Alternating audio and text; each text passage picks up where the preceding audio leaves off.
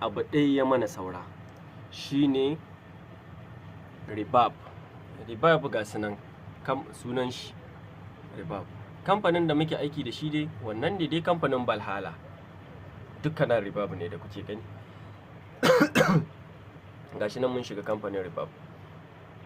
Na'am. To idan muka bude nan ya ake setting shi, kan ma ka kuskura ka ce zaka kunna murya, a'a kawai setting shi zaka shiga nan, default zaka shiga, ka shiga hall, an gani hall, sai mu shiga vocal hall. Idan muka shiga vocal hall sai mu zo nan concert hall zai bamu, mu kuma ba waka concert bace ba, waka ce kawai aka yi ta masoya, ko mu sashi a plate, ko mu sashi a room, ko mu sashi a chamber. Duka cikin uku nan su nake yawan amfani da su. Sai in bar shi a plate, dan na bar shi a plate abu ɗaya zan rage kawai, volume in shi na mixing.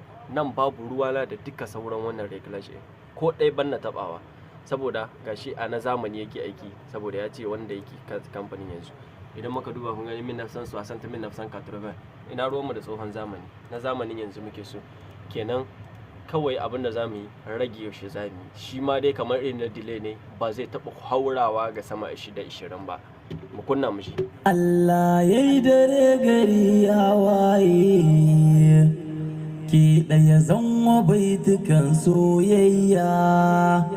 Allah ya yi dare gari ya waye, ki ɗaya zanwa baitukan soyayya.